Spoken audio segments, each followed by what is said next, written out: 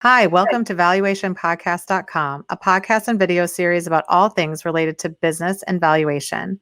My name is Melissa Gragg, and I provide online divorce mediation and valuation services in St. Louis, Missouri.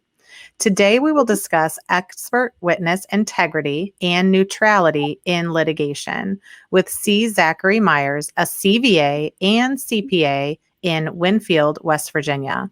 He's testified and been qualified as an expert in the forensic accounting, taxation, business valuation, pension valuation fields specific to civil, marital, and criminal litigation. How much weight do you think business valuations are carrying during times like this, during a pandemic? We've been talking a lot on this podcast about, what happens when you can't really figure out what's going to happen in the future, because none of us can, but you also have this really wonky history, right? So what do you see about business valuations in the pandemic?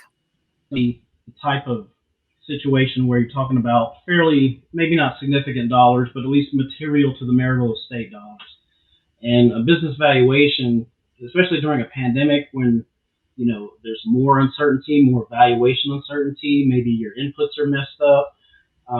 There's volatility in the market. Sometimes your multiples are not even relevant. I think a full-blown valuation, if you can perform one, is so much more valuable now during a pandemic, because oftentimes you're going to have to perform additional procedures. So it gives even less of a reason generally to perform a calculation unless you have to. Now, absent the examples I gave earlier where you have limitations of time, data, or financial resources, if you can do a full-blown valuation, especially during a pandemic, when really your normal operating procedures that you would normally do for evaluation may not cut it. You may have to do some additional stuff to really build up or verify to your own personal threshold the reliability of the data that you're using and the output that you're getting. I think it holds a lot more weight because the stakes are higher, and I would emphasize that the stakes are higher in a pandemic because, generally in a divorce, evaluation is an important thing, especially if it's a business within the marital estate.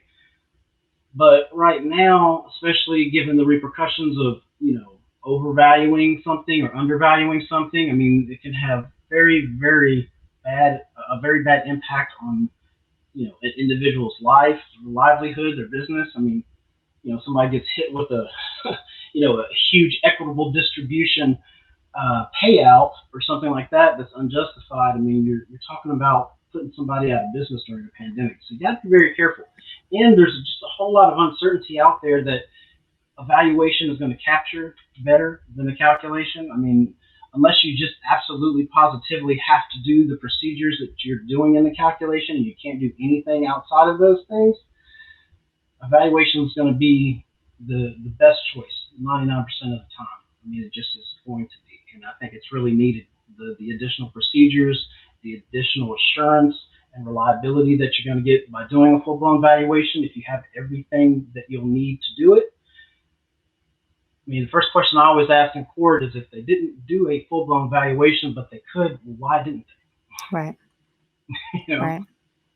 Well, be in that position. And it's hard because we by our designation, we're required to say that the value could be different if we did everything that was necessary for a full valuation.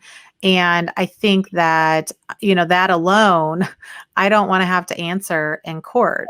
And I also prefer to be more in control of my testimony, and I will only go as far as I am comfortable, but my comfort usually lies in third-party data, so it's not just my opinion, like, oh, I'm just going to come up with a number. It's like, oh, I've looked at these 18 different things, and then my professional judgment and things like that.